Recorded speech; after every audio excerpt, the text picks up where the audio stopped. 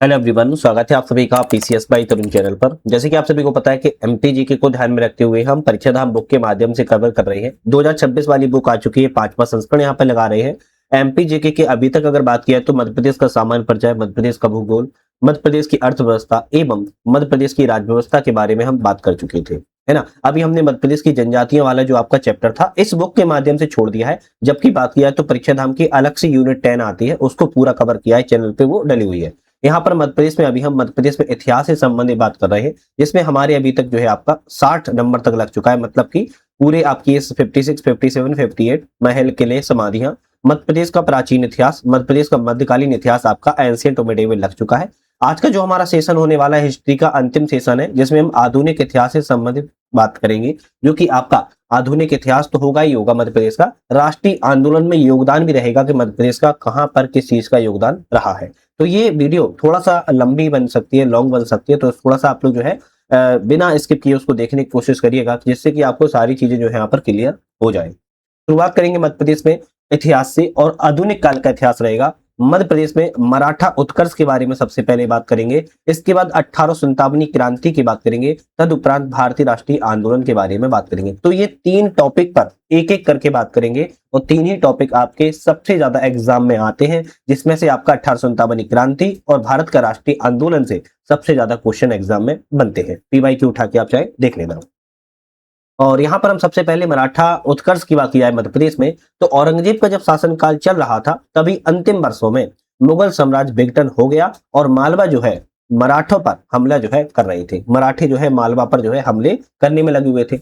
उसके बाद फरवरी 1723 का समय आता है। बाजीराव प्रथम ने दक्षिण का प्रवेश द्वार कहा जाने वाला असीरगढ़ बुरहानपुर के मार्ग पर मध्य प्रदेश के मालवा में प्रवेश किया। इसके बाद क्या हुआ कि बाजीराव पेशवा ने उदाजी पवार, मल्हार राव होलकर और राणोजी सिंधिया के साथ में 8 मई 1724 को नर्मदा नदी को पार किया। दिसंबर 1728 का समय आता है। मुगल सेनापति मोहम्मद खान बंगस ने बुंदेलखंड पर हमला किया था, और बुंदेलखंड के महाराजा छत्रसाल ने बाजीराव पेशवा को एक पत्र लिखा और सहायता मांगी थी। मस्तानी महल, मस्तानी भाई कन्या का भी आपने सुना ही होगा। मस्तानी महल का निर्माण महाराजा छत्रसाल के द्वारा लगभग 1696 ईस्वी में नित्तांगना मस्तानी के लिए करवाया गया था।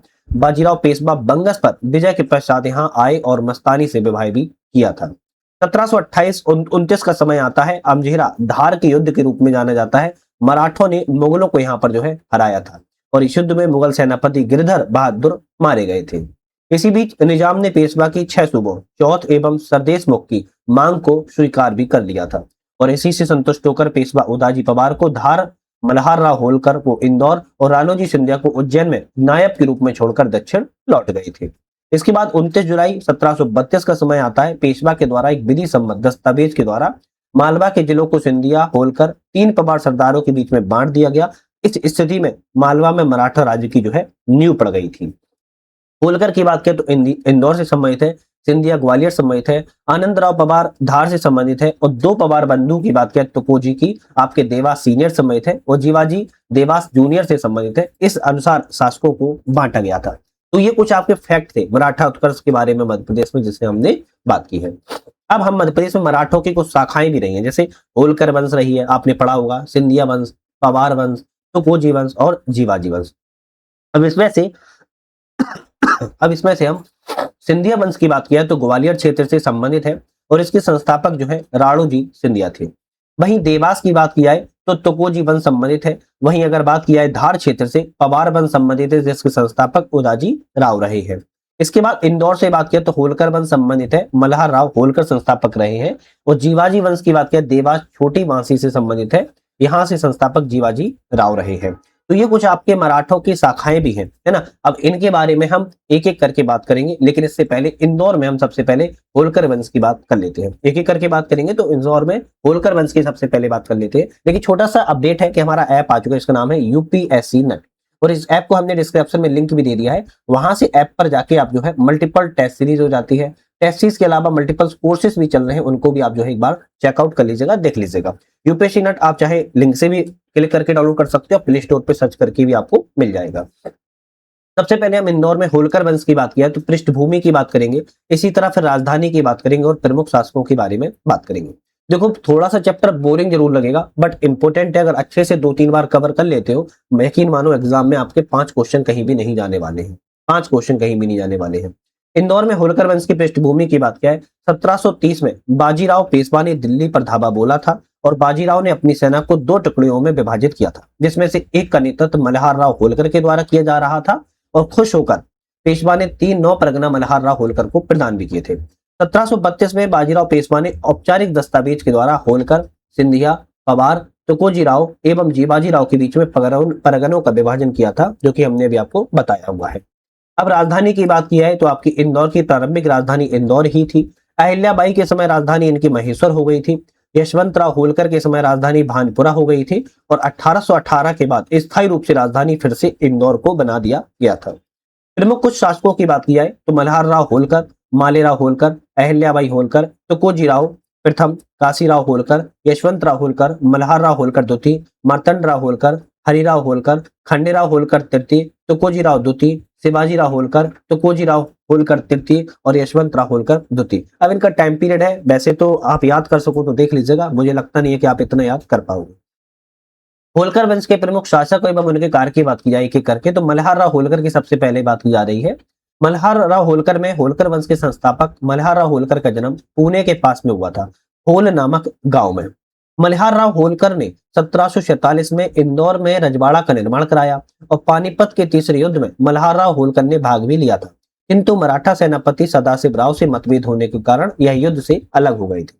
मध्य प्रदेश में कुछ डेस्टिनेशन कैबिनेट बैठक में की गई है, अभी हाल ही में ध्यान रखना है आपको। जनवरी 2024 में जबलपुर में की गई थी, रानी दुर्गावती को समर्पित थी। अक्टूबर 2024 में की गई संग्रामपुर दमोह में रानी दुर्गावती को समर्पित थी। जनवरी 2025 में महेश्वर खरगोन में की गई थी, अहिल्याबाई को समर्पित थी। मई 2025 में की गई रजवाड़ा इंदौर में रानी अहिल्याबाई को ये भी समर्पित थी और 3 जून 2025 को पचमढ़ी नर्मदापुरम में की गई है, ये आपकी राजा भभूत सिंह को समर्पित रही है। तो ये कुछ कैबिनेट बैठक है, इनको याद रखना है। खैर ये बीच में करंट अफेयर्स आ गया तो बात कर ली है। इसके बाद हम प्रमुख होलकर वंश में बात किया तो अहिल्याबाई होलकर की बात की जाए। अहिल्याबाई होलकर को धार्मिक एवं दार्शनिक प्रवृत्ति के कारण इन्हें दार्शनिक रानी भी कहा जाता है। अहिल्याबाई होलकर का जन्म 31 मई 1775 को चौंडी जामखेड़ा अहमदनगर में इनका जन्म हुआ था। एमपीपीएससी एफएसओ 25 में क्वेश्चन ऑलरेडी आ चुका है। मल्हार राव होलकर के पुत्र वधु एवं खांडेराव होलकर की पत्नी थी। अहिल्याबाई होलकर ने महेश्वर को अपनी राजधानी के रूप में स्थापित किया था और इंदौर में हर वर्ष अहिल्या उत्सव के रूप में जो है मनाया भी जाता है। अहिल्या संग्रहालय एवं अहिल्याबाई की समाधि महेश्वर में स्थित है। अहिल्याबाई के शासनकाल में होलकर वंश का स्वर्ण काल जो है कहा जाता है। रानी अहिल्याबाई कुछ योगदान जैसे कपड़ों को संरक्षण देना, महेश्वर घाट एवं बनारस में मडका घाट का निर्माण करना, मालवा क्षेत्र में सड़कों का निर्माण करना, कुएं एवं पेड़ धर्मशालाओं का निर्माण करवाना, तीर्थ स्थलों की मरम्मत करवाना जिनमें अयोध्या, बद्रीनाथ, हरिद्वार, द्वारका, महाकालेश्वर शामिल है। इसके बाद अहिल्याबाई के प्रमुख दरबारी कोसाली राम, ताहिर अनंतफंदी, मोरोपंत जैसे व्यक्ति थे। आम जन की समस्या सुनने के लिए सामने सभा का आयोजन करना, महेश्वर को संगीत, साहित्य और उद्योग के केंद्र के रूप में स्थापित करना, मुद्राओं में शिवलिंग, नंदी और बेलपत्र का चित्रांकन करना, ये जो है अहिल्याबाई होलकर के लिए जो है जाना जाता है। ठीक है, तो अहिल्याबाई होलकर से संबंधित कुछ फैक्ट है जो आपको याद कर लेना चाहिए। इसके बाद तुकोजीराव होलकर प्रथम की बात किया है। अहिल्याबाई की जब मृत्यु हो गई तो उसके बाद तुकोजीराव होलकर ने जिम्मेदारी शासन की संभाली। तुकोजीराव होलकर ने राजधानी को महेश्वर से पुनः इंदौर में स्थानांतरित कर दिया और इन्होंने यूरोपियन पद्धति के द्वारा सेना का आधुनिकीकरण भी जो है किया हुआ था। इसके बाद यशवंतराव होलकर प्रथम आते हैं। यशवंतराव होलकर के इतिहासकार एन.एस. इनामदार ने मध्य भारत का नेपोलियन भी कहा जाता है। कभी आ जाए कि मध्य भारत का नेपोलियन किसे कहते हैं, यशवंतराव होलकर प्रथम को कहते हैं। मुगल सम्राट शाह आलम द्वितीय ने यशवंतराव होलकर को राजराजेश्वर बहादुर की उपाधि भी प्रदान की थी। 1803 से 1805 में द्वितीय आंग्ल मराठा युद्ध में इन्होंने भाग लिया था। इंदौर से भानपुरा इन्होंने राजधानी का परिवर्तन किया और भानपुरा में तोपखाना का भी स्थापित करवाया था। 1805 में राजपुर घाट की संधि जो बड़वानी जिला से संबंधित है, यशवंतराव होलकर एवं लॉर्ड वेलेजली के मध्य में हुई, जिसके तहत होलकर को चंबल का उत्तरी भाग जो है छोड़ना पड़ा था। इसके बाद मल्हार राव द्वितीय बनते हैं। 4 वर्ष की आयु में गद्दी पर बैठे और इनकी माता तुलसाबाई होलकर ने शासन की बागडोर को अपने हाथों में संभाला था। 20 दिसंबर 1817 को महिदपुर की लड़ाई में अंग्रेजों ने होलकर सेना को हराया। 1818 का समय आया, मंदसौर की संधि पर हस्ताक्षर किए एवं मंदसौर की संधि के तहत इंदौर रियासत पूर्णतः अंग्रेजों के अधीन हो गई। इस संधि के तहत सतपुड़ा के दक्षिण क्षेत्र में होलकरों के अधिकार समाप्त हो गए और इंदौर पर राज्य जो है कमजोर पड़ गया, क्योंकि भाई संधि कर ली, अब अंग्रेजों के अधीन भी आ गए तो कमजोर पड़ना तो स्वाभाविक था। भानपुरा से राजधानी इन्होंने फिर से इंदौर में स्थानांतरित कर दी। मार्तंड राव होलकर की बात की जाए तो मल्हार राव के होलकर के द्वितीय उत्तराधिकारी दत्तक पुत्र थे मार्तंड राव होलकर। अब इन्होंने शासन की बागडोर संभाली। शीघ्र ही इन्हें यशवंत राव होलकर के भतीजे हरिराव होलकर के द्वारा राज सिंहासन के लिए अपदस्थ कर दिया गया। हरिराव होलकर बनते हैं हरिराव होलकर यशवंत राव होलकर के भाई बिट्ठी जी के पुत्र थे। हरिहर राव होलकर के शासनकाल में इंदौर में प्रथम रेसिडेंसी विद्यालय की स्थापना भी की गई थी। इसके बाद हरिहर राव के बाद खांडे राव तृतीय बनते हैं। हरिहर राव होलकर की मृत्यु के पश्चात उनके दत्तक पुत्र खांडे राव होलकर तृतीय उत्तराधिकारी हुआ, किंतु शासनकाल के 1 वर्ष के भीतर ही इनकी मृत्यु फिर से हो गई। तो कोजीराव होलकर द्वितीय बनते हैं और जिन्हें जसवंत राव होलकर के नाम से भी जाना जाता है। इन्हें राज सिंहासन अंग्रेजों के समर्थन से प्राप्त हुआ, इसलिए 1857 क्रांति में इन्होंने समर्थन अंग्रेजों का किया था। इनके समय इंदौर खंडवा में रेल लाइन, स्टेट कपड़ा उद्योग, Canadian girls high school Indore में स्थापना जो है की गई थी। शिवाजीराव होलकर बनते हैं। इंदौर के लालबाग पैलेस, शिव विलास पैलेस एवं सुख विलास पैलेस का उन्होंने निर्माण करवाया। इंदौर में होलकर कॉलेज की स्थापना एवं निर्माण कराया। खरगोन के बड़भाई में दरिया महल का भी इन्होंने निर्माण जो है करवाया था। इसके बाद तकोजीराव होलकर तृतीय बनते हैं। 1914 में हुकुमचंद कपड़ा मिल का इन्होंने निर्माण कराया, जो कि वर्तमान में मिल है बंद पड़ी है। न्याय के लिए त्रिस्तरीय न्याय व्यवस्था इन्होंने ग्राम, जिला एवं अधीनस्थ न्यायालय की स्थापना भी करवाई। खाद्य पदार्थों की कीमत पर नियंत्रण करने के लिए निर्यात पर इन्होंने प्रतिबंध को लगाया था। किसानों के कल्याण के लिए रैयतवाड़ी इन्होंने व्यवस्था को लागू किया था और इंदौर में 6 रोगी के सैनिटोरियम अस्पताल भी इन्होंने जो है बनवाए थे।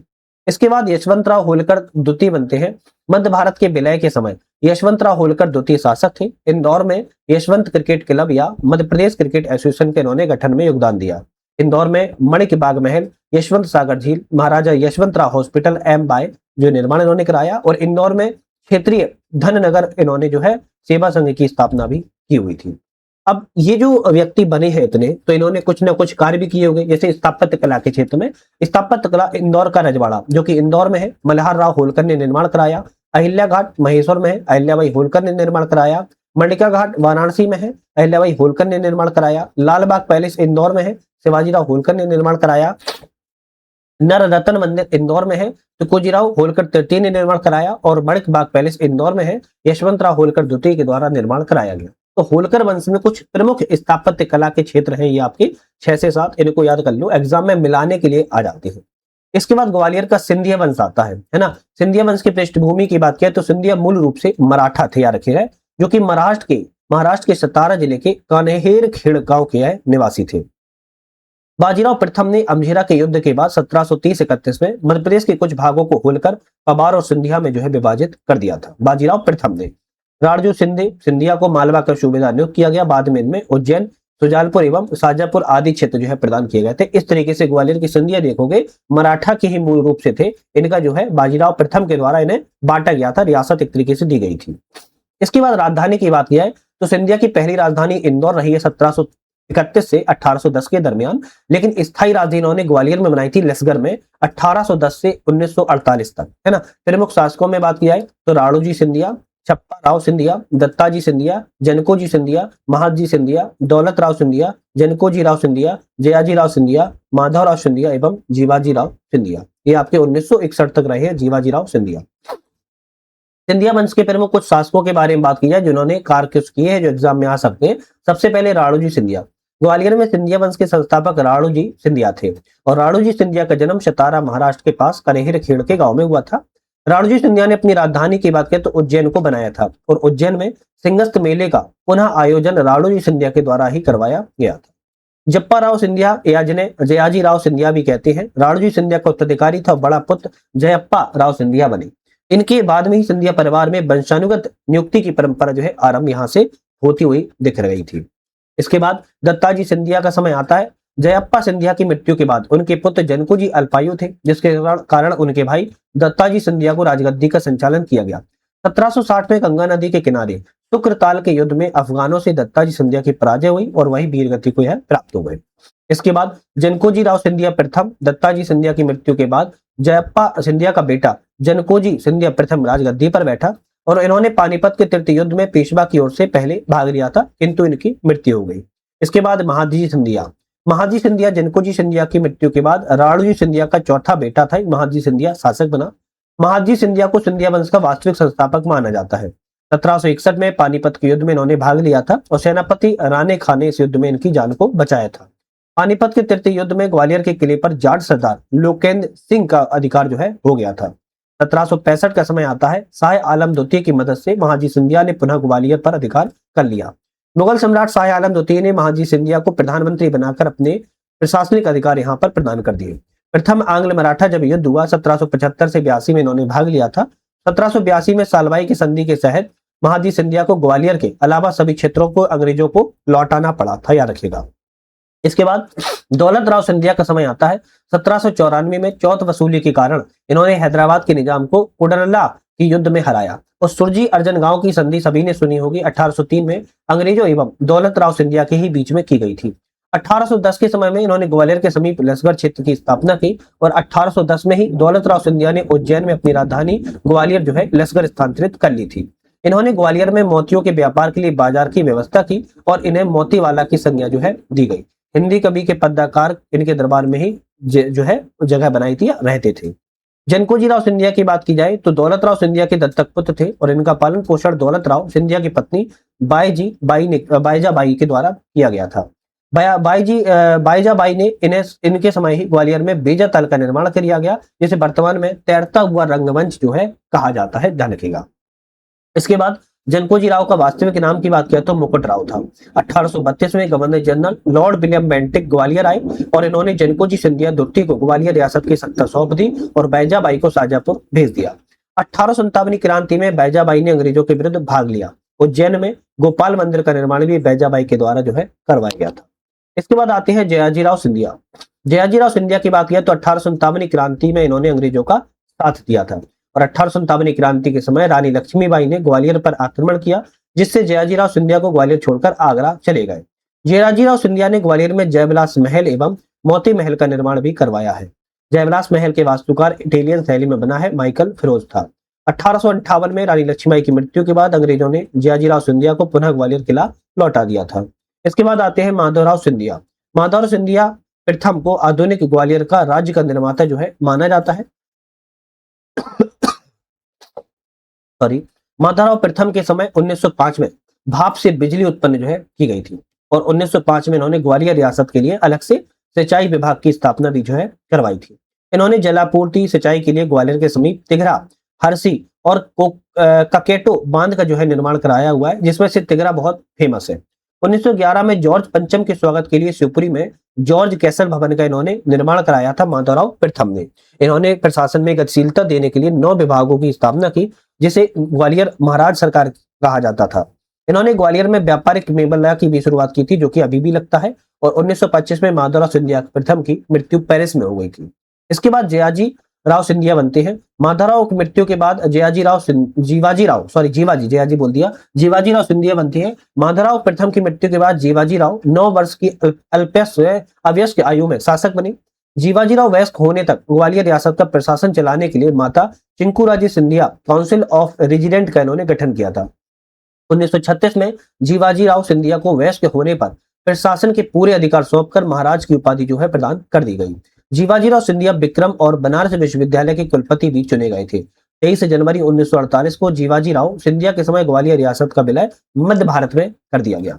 मध्य भारत राज्य के पहले प्रमुख के रूप में जीवाजीराव सिंधिया ने 1956 तक राज्य प्रमुख रहे और 1961 में मुंबई में जीवाजीराव की मृत्यु मधुमेह रोग मतलब की डायबिटीज के कारण जो है हो गई। जीवाजीराव सिंधिया की अगर बात की जाए तो माधवराव सिंधिया इनके पुत्र थे ज्योतिराव सिंधिया, याद रखिएगा, जो वर्तमान में है। वसुंधरा राजे इनकी पुत्री थी, याद रखना है, और यशोधरा राजे इनकी भी पुत्री थी। तो ये आपके जीवाजीराव की पत्नी कौन थी, बात की जाए तो विजया राजे सिंधिया है। इनके पुत्र कौन थे, ज्योतिराव सिंधिया, मतलब जीवाजीराव के माधवराव सिंधिया, माधवराव के ज्योतिराव सिंधिया पुत्र थे, जो वर्तमान में है ना, कैबिनेट में है।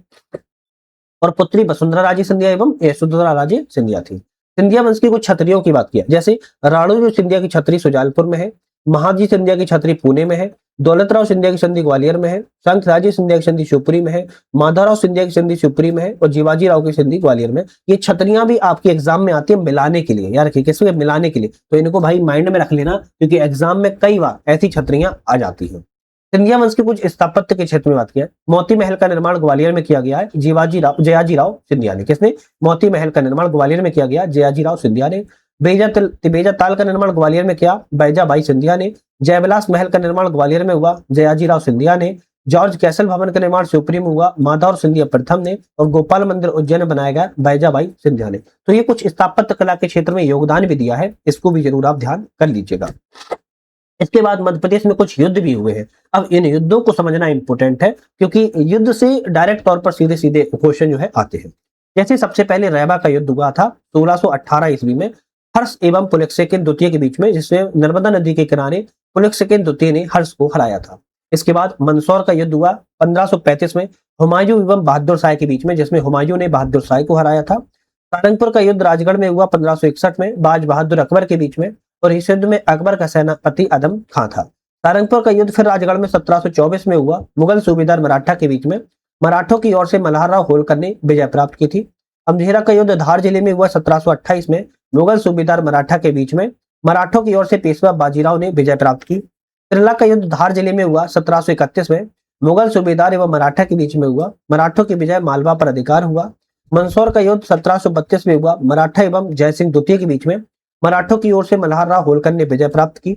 भोपाल का युद्ध 1737 में हुआ हैदराबाद के निजाम और मराठा के बीच में। मराठों की ओर से पेशवा बाजीराव ने विजय प्राप्त की। लाल सोट या तुंगा का युद्ध 1787 में हुआ जयपुर के राजा माधो सिंह एवं महाजी सिंधिया के बीच में, जिसमें मराठों की जीत हुई थी। और लाखीरी का युद्ध बूंदी राजस्थान में हुआ 1793 में महाजी सिंधिया एवं तुकोजीराव होलकर प्रथम के बीच में, जिसमें तुकोजीराव होलकर पराजित हुए थे। नेखाई का युद्ध रीवा में हुआ था 1796 में मराठा एवं बघेल साम्राज्य के बीच में। माहितपुर की लड़ाई 1817 में की गई थी अंग्रेज एवं होलकर के बीच में, जिसमें होलकर पराजित हुए थे। और खेरी का युद्ध मंडला में हुआ था 23 नवंबर 1857 को रानी अवंतीबाई अंग्रेजी सेना के बीच में, जिसमें रानी अवंतीबाई ने अंग्रेजी सेना को पराजित जो है किया हुआ था। तो ये मैप के माध्यम से भी आप कुछ ये जो युद्ध है आप इनको समझ सकते हो, कहां पर किस तरीके से युद्ध हुआ। आप चाहो तो अपने आउटलाइन मैप पे जो है आप अपना ड्रॉ कर सकते हो, जिससे आपको याद होने में आसानी हो जाएगी। नेक्स्ट हम यहाँ पर अगर बात की जाए तो भोपाल रियासत के बारे में बात कर लेते हैं। भोपाल रियासत में एग्जाम में बहुत क्वेश्चन आते हैं, इसको आप जो है जरूर देखिएगा। चलिए तो अब हम भोपाल रियासत के बारे में बात करेंगे। भोपाल रियासत में सबसे पहले पृष्ठभूमि, फिर विस्तार और प्रमुख नवाब एवं बेगम के बारे में बात यहाँ पर कर लेंगे। पृष्ठभूमि में अगर बात की जाए तो मुगल बादशाह औरंगजेब की मृत्यु के बाद मुगल साम्राज्य का पतन प्रारंभ हो गया था और औरंगजेब के सेनापति दोस्त मोहम्मद खान ने भोपाल रियासत की जो है नींव रखी थी। तो औरंगजेब के ही सेनापति ने भोपाल रियासत की जो है नींव को रखा था। विस्तार, भोपाल रियासत का विस्तार इस्लाम नगर जैसे हुजूर, फन्ना, अब्दुल्लागंज, भोपाल, सीहोर, रायसेन तक जो है फैला हुआ था। भोपाल रियासत की अगर प्रारंभिक राजधानी, शुरुआती राजधानी की बात किया तो इस्लाम नगर थी और इसे बाद में भोपाल जो है बना दी गई थी। अगर भोपाल की बात किया प्रमुख नवाब और आपकी बेगम के बारे में, है ना, तो भोपाल रियासत में अगर कुछ आपके शासक भी हुए हैं, अगर उसकी बात की जाए जैसे नवाब सरदार दोस्त मोहम्मद खान, नवाब यार मोहम्मद खान, नवाब फैज मोहम्मद खान, नवाब हयात मोहम्मद खान, नवाब गौस मोहम्मद खान, नवाब वजीर मोहम्मद खान, नवाब नजर मोहम्मद खान, कुदसिया बेगम, गोहर बेगम, नवाब जहांगीर मोहम्मद खान, सिकंदर जहां बेगम, शाहजहां बेगम, सुल्तान जहां बेगम जिन्हें खुसरो जहां बेगम भी कहते थे, और अंतिम में नवाब हमीदुल्लाह खान। अब कुछ प्रमुख ऐसे शासक हैं जिनके बारे में हमें एग्जाम के लिए पढ़ना चाहिए। तो इसमें सबसे पहले आते हैं दोस्त मोहम्मद खान। दोस्त मोहम्मद खान का जन्म अफगानिस्तान के तिराह में जो है हुआ था और भारत में औरंगजेब के सेनापति के रूप में शामिल हुए। औरंगजेब की मृत्यु के बाद भोपाल के समीप बेरसिया परगना मंगलगढ़ में ठाकुर आनंद सिंह सोलंकी के यहाँ इन्होंने नौकरी करने लगे थे। ठाकुर आनंद सिंह सोलंकी की मृत्यु के पश्चात इनकी संपत्ति दोस्त मोहम्मद खान को मिल गई और इसकी आर्थिक स्थिति जो है मजबूत भी हो गई। 1715 का समय आता है, इसने भोपाल के समीप जगदीशपुर के शासक देवराज चौहान को पराजित करके अपना अधिकार जो है कर लिया। भोपाल के जगदीशपुर का नाम बदलकर इस्लाम नगर जो है रख दिया गया और नए शहर की स्थापना की गई। दोस्त मोहम्मद खान के समय गिन्नौरगढ़ के राजा निजाम शाह थे जिनकी पत्नी रानी कमलापति थी और गिन्नौरगढ़ के राजा निजाम शाह की मृत्यु के बाद रानी कमलापति और अल्पायु पुत्र नवल शाह ने गद्दी को यहाँ पर संभाला हुआ था। नवल शाह और दोस्त मोहम्मद खान की सेना ने मध्य में भोपाल के लाल घाटी में युद्ध हुआ जिसमें नवल शाह और पूरी सेना का कत्लेआम कर दिया गया। नवल शाह की मृत्यु के पश्चात रानी कमलापति जल समाधि जो है ले ली और 1723 में दोस्त मोहम्मद खान ने गिन्नौरगढ़, इस्लामनगर, खिचलीपुर, सीहोर आदि क्षेत्रों को मिलाकर भोपाल रियासत की स्थापना कर डाली। इस्लाम नगर दोस्त मोहम्मद खान की प्रारंभिक राजधानी थी। याद रखिएगा, दोस्त मोहम्मद खान के द्वारा भोपाल में 2.5 सीढ़ी की मस्जिद और फतेहगढ़ का किला का निर्माण भी करवाया गया था।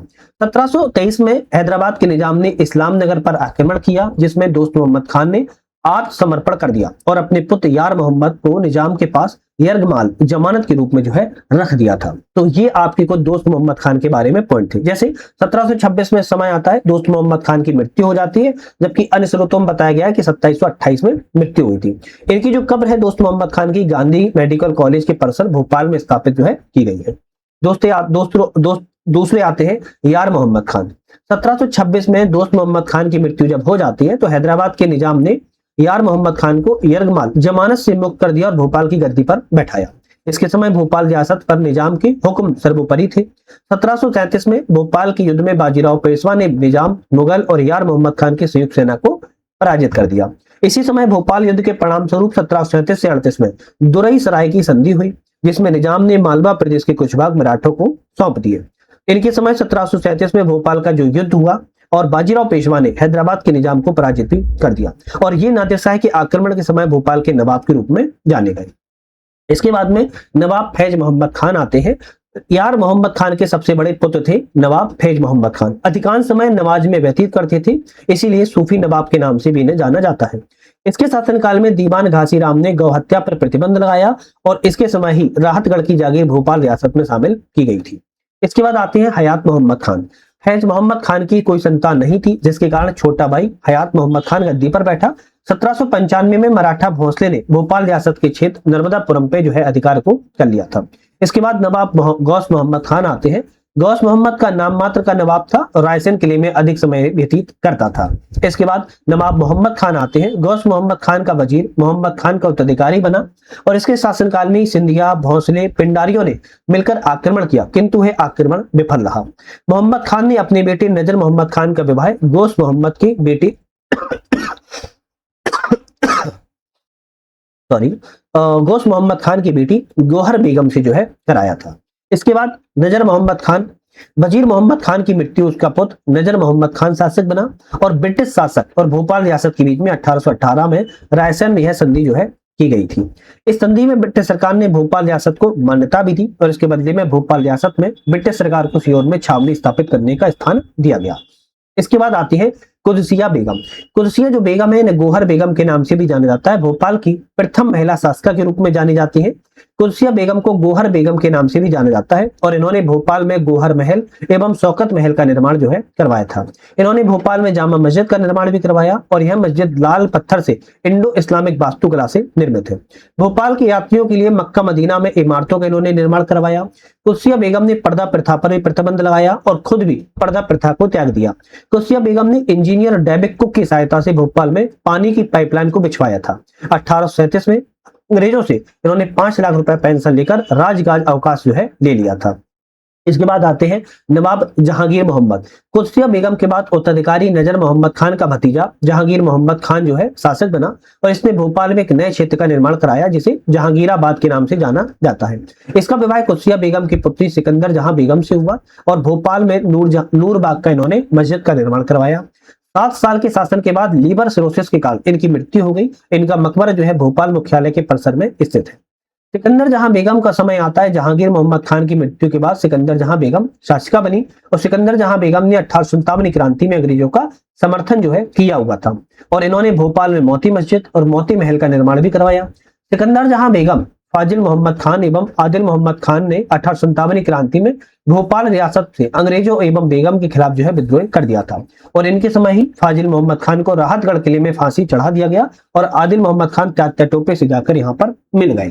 तो ये कुछ आपकी सिकंदर जहां बेगम के बारे में पॉइंट है। और भी आते हैं, जैसे सिकंदर जहां बेगम ने स्थायी सेना का गठन किया और सैनिकों को नियमित प्रशिक्षण भी दिया जाता था। कानून निर्माण के लिए मजलिस ए शूरा संसद का इन्होंने जो है निर्माण को करवाया हुआ था। दूसरी बात, भोपाल में इन्होंने डाक व्यवस्था, सिकंदरी प्रिंटिंग प्रेस और टकसाल का निर्माण भी करवाया। नवंबर 1861 में बेगम को इलाहाबाद में स्टार ऑफ इंडिया का सर्वोच्च सम्मान भी दिया गया। इसके बाद आती है शाहजहां बेगम। शाहजहां बेगम की बात किया, सिकंदर जहां बेगम की मृत्यु के बाद इनकी पुत्री ही शाहजहां बेगम शासिका बनी और सर्वाधिक लंबा कार्यकाल तो इन्हीं का रहा है माना जाता है। शाहजहां बेगम ने भोपाल में ताज उल मस्जिद जो कि इस प्रांगण का एशिया की सबसे बड़ी मस्जिद मानी जाती है। भोपाल का मानचित्र तैयार कर जनगणना करवाई। भोपाल में सदर मंजिल और बेनजीर भवन का निर्माण कराया। भोपाल में शाहजहानाबाद की स्थापना करवाई। बजट घाटे को सुधारने के लिए अफीम की खेती प्रारंभ करवाई। 1880 में बेगम शाहजहां ने लाल कोठी का निर्माण कराया। वर्तमान में भोपाल के राजभवन के नाम से जानी जाती है। इन्होंने भोपाल में लेडी लैंसडाउन हॉस्पिटल और प्रिंस ऑफ वेल्स हॉस्पिटल का निर्माण कराया और 24 दरवाजों वाला गोलघर गुलशन आलम का निर्माण भोपाल में ही करवाया हुआ था। इसके बाद सुल्तान जहां बेगम या जिन्हें खुसरो जहां बेगम कहते हैं, शाहजहां बेगम की मृत्यु के बाद उनकी पुत्री खुसरो जहां बेगम शासिका बनी। सदर मंजिल को अपना निवास स्थान बनाया और भोपाल में इन्होंने हमीदिया पुस्तकालय की स्थापना भी करवाई। भोपाल में इन्होंने कई मदरसों की स्थापना करवाई, जिसके कारण भोपाल के पहले बगदाद हिंद भी कहा जाता था। अलीगढ़ मुस्लिम विश्वविद्यालय का पहला चांसलर इन्हें बनाया गया था। औद्योगिक विकास के लिए भोपाल रियासत में इन्हें शुगर मिल एवं कपड़ा मिल की इन्होंने स्थापना की। सुल्तान जहां बेगम को सनिच्छिका थी और Sultania Balika Vidyalaya Alexandria Nobel school की स्थापना के लिए भी इन्हें जाना जाता है। इसके बाद आपके आते हैं नवाब हमीदुल्लाह खां, और सुल्तान जहां बेगम ने अपने पुत्र हमीदुल्लाह खां को भोपाल का नवाब जो है नियुक्त किया था। हमीदुल्लाह खां को इन्होंने इफ्तिहार उल मुल्क राज्य का गौरव के रूप में उपाधि प्रदान की। भोपाल का अंतिम नवाब जो है जाना जाता है। इनकी पुत्री सजीदा सुल्तान को भोपाल बेगम का दर्जा जो है प्राप्त हुआ। सजीदा सुल्तान का विवाह हरियाणा के पटौदी इख्तियार अली खां से हुआ था। सजीदा सुल्तान के पुत्र मंसूर अली खान क्रिकेटर थे और अभिनेता सैफ अली खान पिता और तैमूर इनके दादा थे। 30 अप्रैल 1949 को रियासत के विलय पर इन्होंने हस्ताक्षर किए और 1 जून 1949 को भोपाल राज्य का विलय भारत संघ में कर दिया गया। तो ये कुछ आपके भोपाल से संबंधित जो है आपके भोपाल रियासत से फैक्ट है। अब कुछ स्थापत्य कला के बारे में बात किया जाए, जैसे 2.5 सीढ़ी की मस्जिद निर्माण दोस्त मोहम्मद खान ने करवाया। इस्लाम नगर की स्थापना दोस्त मोहम्मद खान ने करवाई। गोहर महल का निर्माण कुत्सिया बेगम ने करवाया। जामा मस्जिद का निर्माण कुत्सिया बेगम ने कराया। मोती महल का निर्माण सिकंदर जहां बेगम ने करवाया। मोती मस्जिद का निर्माण सिकंदर जहां बेगम ने करवाया। नूर बाग का मस्जिद नवाब जहांगीर मोहम्मद ने करवाई। जहांगीर बाद शहर नवाब जहांगीर मोहम्मद ने करवाया। ताज उल मस्जिद शाहजहां बेगम ने करवाया। बेनजीर भवन शाहजहां बेगम ने निर्माण कराया। सदर मंजिल शाहजहां बेगम ने निर्माण कराया। मिंटो हॉल का निर्माण भी सुल्तान जहां बेगम के द्वारा करवाया गया। और ये सभी जो आपके स्थापत्य हैं, ये सभी भोपाल रियासत मतलब कि भोपाल शहर के अंदर जो है आपके बने हुए हैं। कुछ कंफ्यूजन पॉइंट है, जैसे कुत्सिया बेगम को गोहर बेगम कहा जाता है। खुसरो जहां बेगम को सुल्तान जहां बेगम कहा जाता है, जिसे सरकार अम्मा के नाम से भी जाना जाता है। तो कुछ ये पॉइंट भी रहते हैं जिनको आपको याद कर लेना चाहिए। मध्य प्रदेश में स्वतंत्रता संग्राम के स्रोत भी है, जैसे स्प्रे पुस्तकालय भोपाल में है।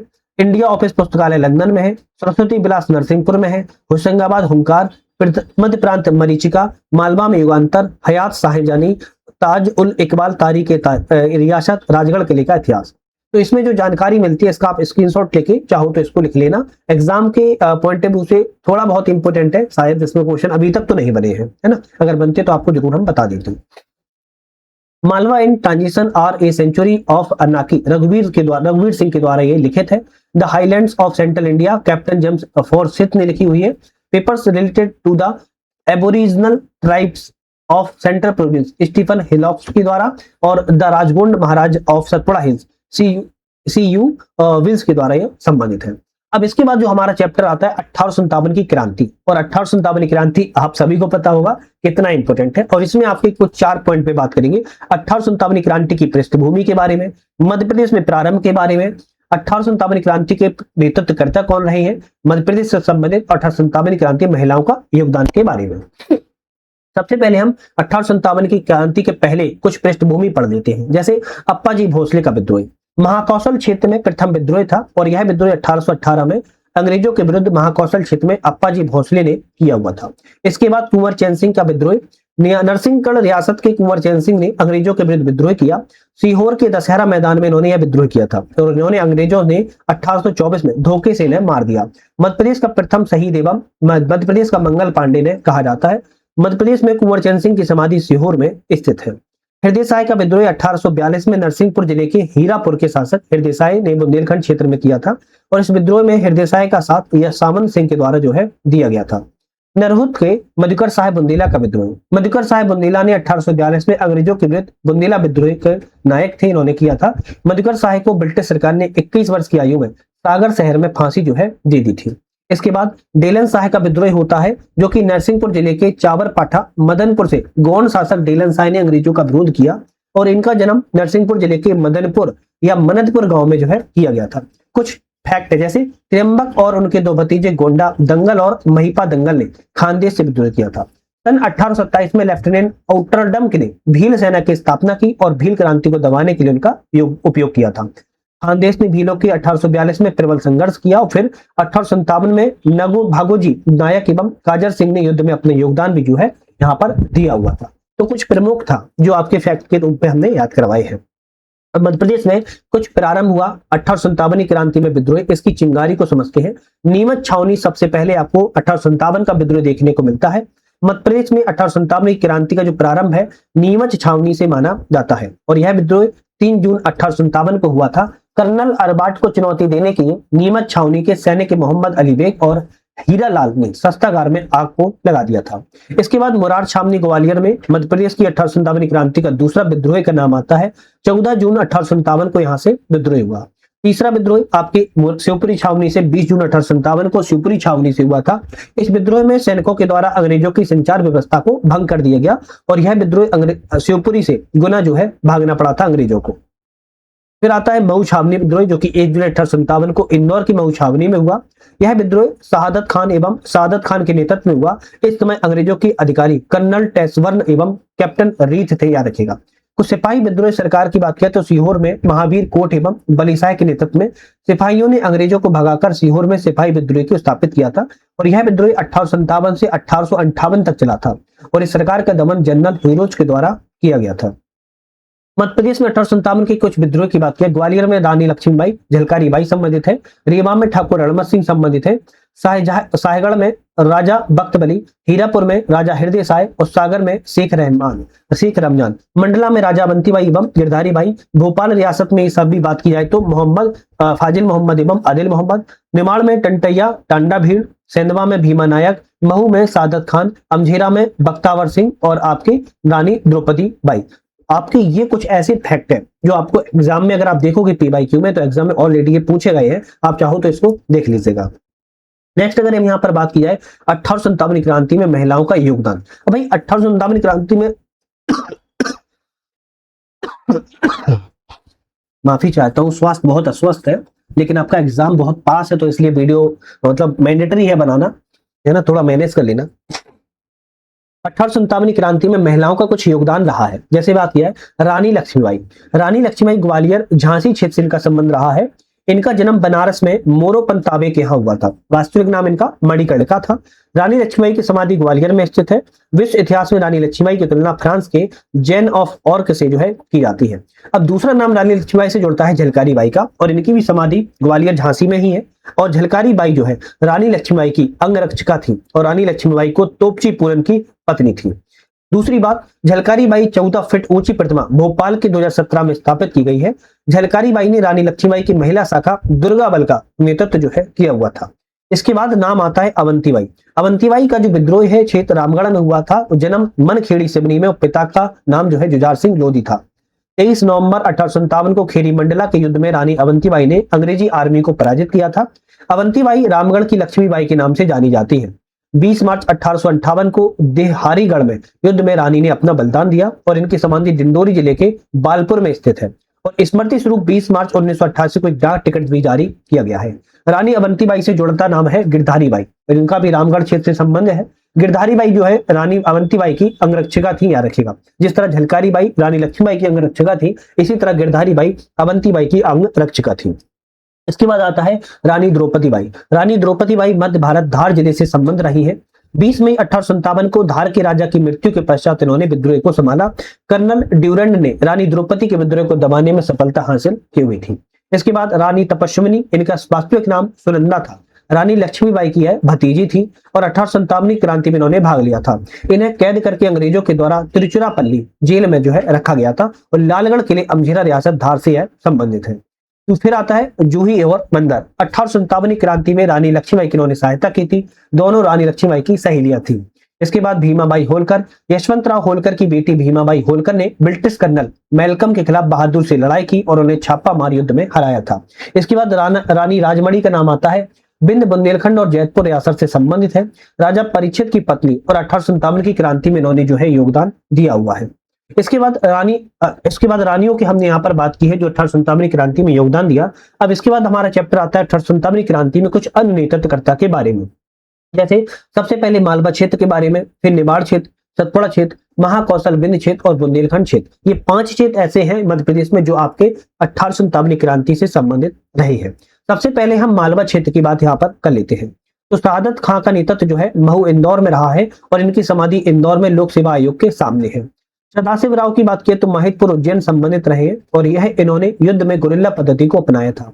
शहजादा फिरोज शाह मंसूर से संबंधित है। शहादत खान के यह सेनापति थे। राजा बख्तावर सिंह धार अमजेरा से संबंधित है। 10 फरवरी 1858 को इंदौर में बख्तावर सिंह को फांसी जो है दे दी गई थी। रानी द्रौपदी बाई धार रियासत से संबंधित है। कर्नल ड्यूरेंट ने रानी द्रौपदी के विद्रोह को दबाने में सफलता हासिल की थी। फाजिल खान एवं आदिल खान रायसेन भोपाल रियासत से संबंधित है।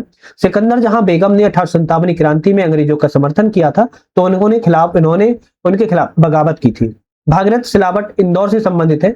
शहादत खान एवं वंश गोपाल के साथ इंदौर रेसिडेंसी पर इन्होंने हमला किया था। वासिर मोहम्मद खान भोपाल इंदौर रेसिडेंसी संबंधित है।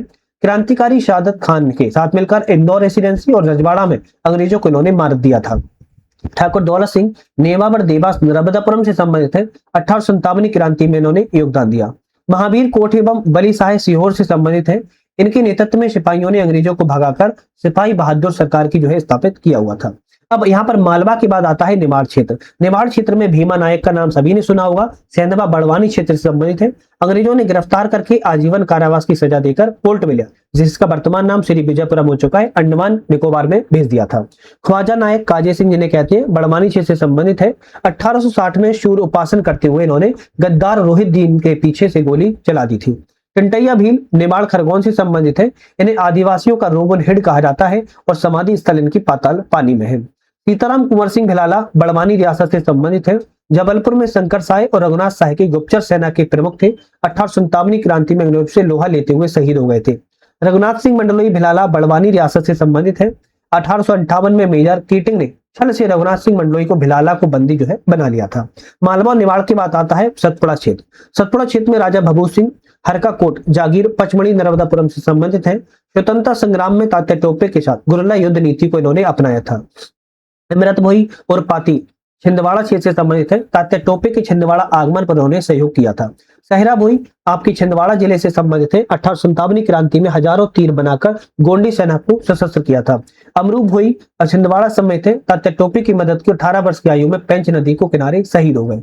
झंका भोई छिंदवाड़ा समेत है। बाघ घाटी में अंग्रेजों का डटकर इन्होंने सामना किया। लोटिया भोई छिंदवाड़ा समेत है। पातालकोट में अंग्रेजों का इन्होंने विरोध किया। तो आपके कुछ ही क्षेत्र हैं जिन क्षेत्रों से कौन से व्यक्ति संबंधित रहे इसकी बात कर रहे हैं। अब जैसे महाकौशल विंध्य क्षेत्र की बात की है, ठाकुर रणमत सिंह के संबंध में चित्रकूट सतना और मनकहिरी रीवा से है। ठाकुर रणमत सिंह ने मेजर कैलेस की हत्या कर दी थी और बांदा में अगस्त 1859 को इन्होंने फांसी दे दी गई थी। अवंतीबाई रामगढ़ से संबंधित है। अवंतीबाई को रामगढ़ की रानी लक्ष्मीबाई के रूप में जाना जाता है।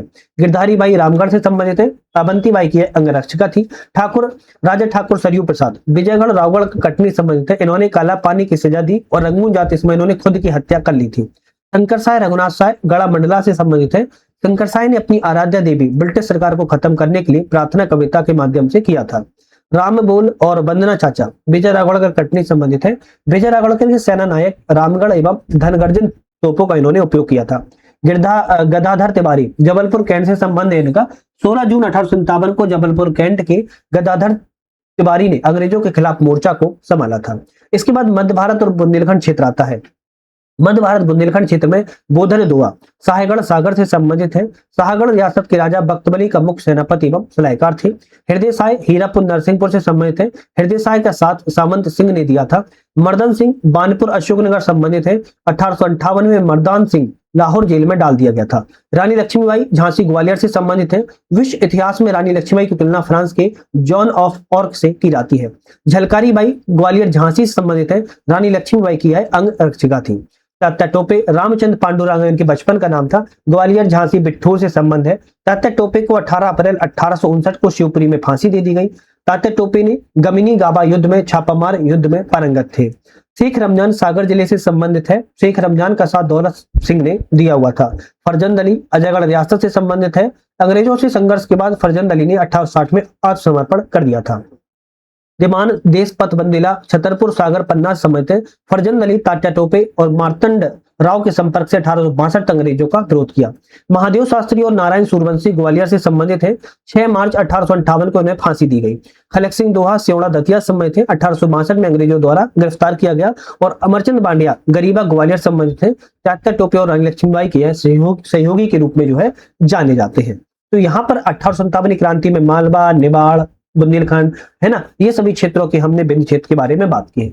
अब आती है कुछ घटनाएं जो कि 1857 क्रांति में कुछ महत्वपूर्ण घटनाएं थी। जैसे 3 जून 1857 को नीमच छावनी से विद्रोह की शुरुआत की गई। 14 जून 1857 को मुरार छावनी से विद्रोह हुआ। 1 जुलाई 1857 को इंदौर में शहादत खां, भागीरथी सिलावट और वारिस मोहम्मद खान का विद्रोह हुआ। 3 जुलाई 1857 को साहेगढ़ के सागर के राजा बख्तबली का सेनापति बोधन दुआ के साथ विद्रोह हुआ। जुलाई 1857 में इंडोरिया दमोह के किशोर सिंह का विद्रोह हुआ। 26 जुलाई 1857 को अंबापानी के नवाब फाजिल मोहम्मद और आदिल मोहम्मद का राहतगढ़ पर अधिकार हुआ। अगस्त 1857 में सुहागपुर शहडोल के गरुल सिंह का विद्रोह हुआ। 18 सितंबर 1857 को जबलपुर के राजा शंकर साय रघुनाथ साय की हत्या मेजर WC एरेक्सन 1857 संग्रामपुर के जबलपुर कमिश्नर थे। 20 सितंबर 1857 को मंडला जिले में साहेपुरा की विजय सिंह और रामगढ़ की लोधी रानी अवंतीबाई का विद्रोह हुआ। 10 अक्टूबर 1857 को अमझेरा के राजा बख्तावर सिंह का विद्रोह हुआ। भोपावर और सरदारपुर ब्रिटिश छावनियों पर अधिकार किया गया। 1857 में यह महू क्षेत्र मुराद अली खान ने भाग लिया था। 7 जनवरी 1857 को माहितपुर के अमीन सदाशिव राव अंग्रेजों ने तोप से उड़ा दिया था।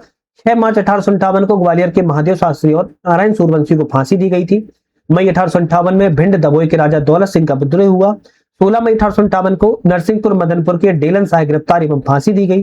5 जुलाई 1858 को बुंदेलखंड बानपुर ललितपुर अशोकनगर के राजा मर्दन सिंह का समर्पण हुआ। अक्टूबर 1858 में बड़वानी रियासत के भील विद्रोही सीताराम कुंवर भलाला गिरफ्तार और फांसी दी गई। तो इसके बाद अक्टूबर 1858 में बड़वानी रियासत के भील विद्रोही रघुनाथ सिंह मंडलोई गिरफ्तार हुए। 18 अप्रैल 1859 को तात्या टोपी को शिवपुरी फांसी दी गई। 1862 में सेवड़ा दतिया के खलक सिंह दोहा की गिरफ्तारी की गई। टंटैया भील के संबंधित कुछ याद कर लो। टंटैया मामा आर्थिक कल्याण योजना 2022 में लागू की गई थी। 10,000 से 1 लाख तक का यहाँ पर ऋण लोन दिया जाता है। टंटैया भील सिंचाई योजना धार जिले में है। टंटैया भील रेलवे स्टेशन पाताल पानी में है। टंटैया भील विश्वविद्यालय खरगोन में है। टंटैया भील सामुदायिक रेडियो स्टेशन झाबुआ में है। टंटैया भील बलिदान दिवस 4 दिसंबर को मनाया जाता है। टंटैया भील संग्रहालय खंडवा में है। टंटैया भील स्वरोजगार योजना 22 मई 2013 को जो है स्थापित की गई थी। तो ये टंटैया भील से कुछ फैक्ट है जो आपको याद कर लेने चाहिए।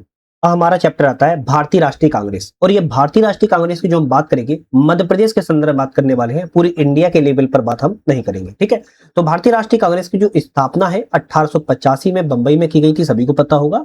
1885 में कांग्रेस के गठन के साथ ही मध्य प्रदेश की जनता में एक उत्साह आंदोलन की प्रभावी भूमिका का नेतृत्व उभर कर सामने आया था। और भारतीय राष्ट्रीय कांग्रेस का साथ जो है स्वतंत्रता प्रतीक प्राप्ति जो है संघर्ष, इन्होंने संघर्ष किया कि स्वतंत्रता प्राप्ति की प्राप्त हो सके। मध्य प्रदेश के संबंधित कांग्रेस के अधिवेशन की बात करें तो आपका एक कलकत्ता में हुआ था 1886 में अधिवेशन, 1851 में नागपुर में अधिवेशन हुआ, 1893 में लाहौर का अधिवेशन, 1920 का अधिवेशन आपके नागपुर का, 1939 का त्रिपुरी का और 1942 में बंबई अधिवेशन। कलकत्ता अधिवेशन 1886 में दादा भाई नेहरू जी की अध्यक्षता में हुआ था। मध्य भारत मध्य प्रदेश से बापूराव, गंगाधर चिटरेस और अब्दुल अजीज ने भाग लिया था। इसके बाद नागपुर अधिवेशन 1851 में हुआ। आनंद चार्लू उसके अध्यक्ष थे और इस अधिवेशन में मध्य प्रांत एवं मालवा में शिवाजी एवं गणेश उत्सव मनाने की अनुमति मिली थी। लाहौर अधिवेशन 1893 में हुआ। दादा भाई नेहरू जी की अध्यक्षता में मध्य प्रदेश से हरि सिंह गौर ने भाग लिया था। नागपुर अधिवेशन 1920 में हुआ। विजय राघवाचार्य की अध्यक्षता में मध्य प्रदेश में माखनलाल चतुर्वेदी, सुभद्रा कुमारी चौहान, काशी प्रसाद पांडे ने भाग लिया। इसके बाद त्रिपुरी अधिवेशन 1939 में हुआ था। सुभाष चंद्र बोस ने भाग अध्यक्ष थे। मध्य प्रदेश में आयोजित एकमात्र अधिवेशन जबलपुर में हुआ था। सुभाष चंद्र बोस के बाद में यह अध्यक्ष पद से इस्तीफा दे दिया गया और बाद में राजेंद्र प्रसाद अध्यक्ष बने हुए थे।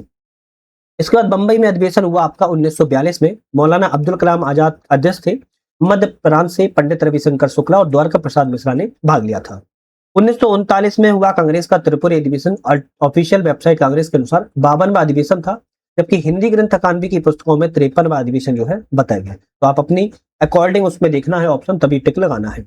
मध्य प्रदेश में गणेश उत्सव की बात किया तो बाल गंगाधर तिलक के सहयोग से गणेश उत्सव का प्रारंभ मालवा क्षेत्र में हुआ। बुरहानपुर शहर में मार्तंड राव मजदूर ने प्रारंभ किया था। मजूमदार ने प्रारंभ किया था। मार्तंडराव मजूमदार ने बुरहानपुर में तिलक हॉल की स्थापना की और मार्तंडराव मजूमदार पहली राज्यसभा के सदस्य भी रहे थे। मध्य प्रदेश में स्वामी विवेकानंद की बात करें तो 1893 में शिकागो सम्मेलन से पहले स्वामी विवेकानंद मध्य प्रदेश की खंडवा शहर की यात्रा की थी। इन्होंने नगर पालिका के तत्कालीन प्रेसिडेंट बाबू हरिदास चटर्जी के यहाँ मेहमान नवाजी जो है की थी। बरकतुल्ला खां सॉरी बरकतुल्ला खां का जन्म 1854 में भोपाल में हुआ था। इनका पूरा नाम अब्दुल हाफिज मोहम्मद बरकतुल्ला भोपाली था। गदर पार्टी के संस्थापक सदस्यों में से एक रहे हैं। 1915 में अफगानिस्तान में बनाई गई भारत की पहली अंतरिम अस्थायी सरकार के प्रधानमंत्री रहे थे। इन्होंने इस्लामिक फ्रेंटरनिटी और क्रिसेंट लंदन टाइम्स का संपादन किया है। 1970 में भोपाल स्थापित भोपाल विश्वविद्यालय का नाम 1988 में बरकतुल्ला विश्वविद्यालय कर दिया गया था। तो ये कुछ आपके फैक्ट है जो आपको याद कर लेना है। अब आते हैं महात्मा गांधी जी का मध्य प्रदेश में जो आगमन हुआ है ना। तो महात्मा गांधी ने जीवन काल में यात्राएं जो है मध्य प्रदेश में 10 बार यात्रा की है। 10 बार यात्राओं की बात करेंगे, लेकिन इससे रायपुर क्षेत्र की यात्रा को छोड़ दिया जाएगा। तो वर्तमान में मध्य प्रदेश में केवल 9 यात्रा ही की गई है। एक यात्रा उनकी जब उस समय छत्तीसगढ़ उसमें शामिल था मध्य प्रदेश में, तो मिलाकर 10 है। बाकी अगर विभाजन के बाद देखा जाए तो 9 यात्राएं मध्य प्रदेश में गांधी जी के द्वारा की गई। पहली यात्रा महात्मा गांधी ने 1918 में इंदौर में की थी और मध्य प्रदेश में गांधी जी की पहली यात्रा 8वें हिंदी साहित्य सम्मेलन की अध्यक्षता में की गई थी। दूसरी महात्मा गांधी की यात्रा 20 से 21 दिसंबर 1920 को हुई। रायपुर, धमतरी, कंडेल में वर्तमान छत्तीसगढ़ के कंडेल नहर सत्याग्रह में इन्होंने भाग लिया था। तीसरी यात्रा 6 जनवरी 1921 को की गई छिंदवाड़ा में। नागपुर अधिवेशन के बाद गांधी जी का छिंदवाड़ा में आगमन था। चौथी यात्रा मार्च 1921 में की गई जबलपुर में। गांधी जी का आगमन जबलपुर में हुआ और इसके साथ ही कस्तूरबा गांधी, अली बंधु, शौकत अली और मोहम्मद अली भी साथ में आए थे। पांचवी यात्रा 1921 में ही मेमई खंडवा में हुई थी। सत्य और अहिंसा पर इन्होंने भाषण दिया था। छठवीं यात्रा सितंबर 1929 में हुई भोपाल सांची में। तत्कालीन नवाब हमीदुल्ला खां के आमंत्रण पर ये आए थे। सातवीं यात्रा 1933 से 34 में बुरहानपुर, नरसिंहपुर, हरदा, बाबई, बैतूल, सागर, सिवनी और बालाघाट में की गई। सागर की अनंतपुर गांव में गांधी जी ने चरखा काता, खादी बुनकरों से मुलाकात की और सागर में गांधी जी ने मुरली मनोहर मंदिर के कपाट हरिजनों के भी खुलवाए थे द्वार।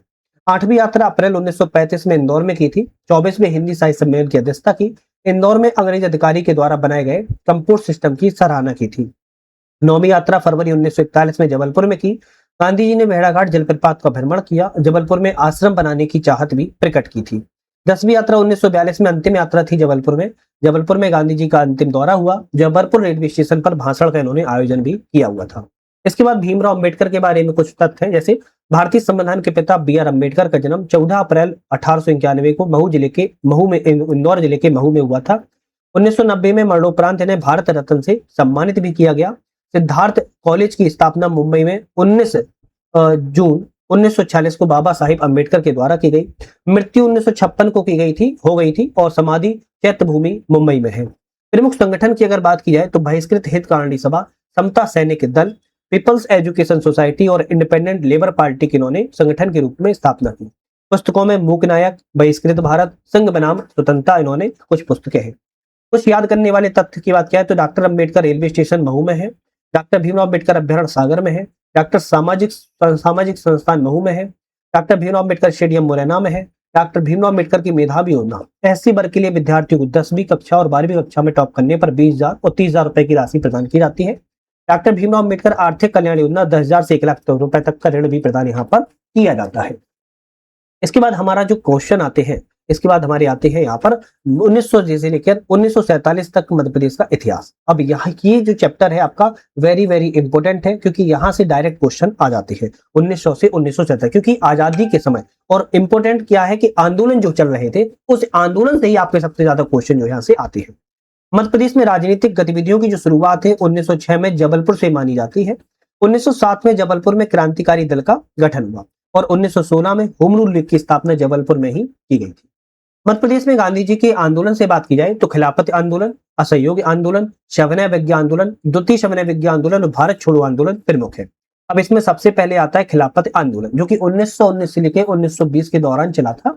तुर्की के खलीफा को पद के बचाने के लिए भारत में अली बंधु एवं मध्य प्रदेश की अब्दुल्ला जब्बार खान ने इस आंदोलन का नेतृत्व को संभाला था। इस दौरान अफजल खां एक आंदोलनकारी कार्यकर्ता जिन्होंने जबलपुर नगरपालिका भवन पर झंडा को फहरा दिया था।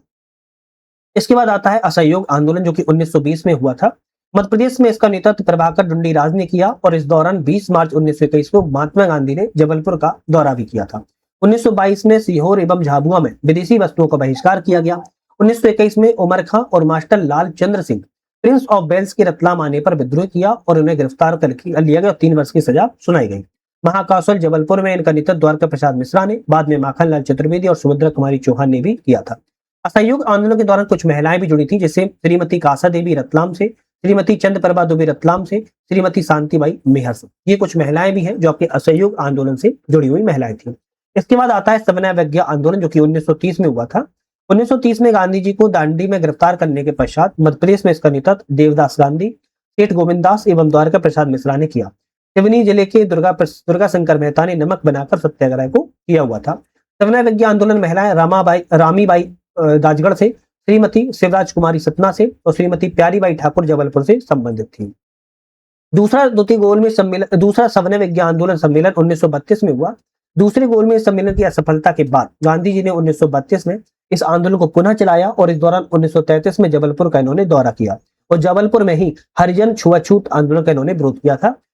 यहाँ पर बात की जाए भारत छोड़ो आंदोलन 1942 में जो हुआ था, मध्य प्रदेश में इसकी शुरुआत 1942 में विदिशा से की गई थी। इसके बाद मंडलेश्वर जेल खरगोन में कैदियों ने अंग्रेजों का विरोध किया। 1942 में महात्मा गांधी ने जबलपुर में द्वारका प्रसाद मिश्रा से मुलाकात की और इस आंदोलन को प्रभावी बना दिया। भारत छोड़ो आंदोलन में महिलाओं की बात किया, श्रीमती इंदिरा तिवारी जबलपुर से हैं, श्रीमती विद्यावती चतुर्वेदी छतरपुर से हैं, श्रीमती सरस्वती देवी कटनी जिले से संबंधित रही हैं। वीर उदय चंद जैन की बात किया तो वीर उदय चंद जैन जो थे 20 वर्ष की उम्र में मंडला जिले से भारत छोड़ो आंदोलन के समर्थन में जुलूस और सभा आयोजित की। भारत छोड़ो आंदोलन के दौरान 1942 में अंग्रेजों के द्वारा इनकी हत्या जो है कर दी गई थी। तो भारत छोड़ो आंदोलन जो है इतिहास में बहुत महत्वपूर्ण जो है रखता है।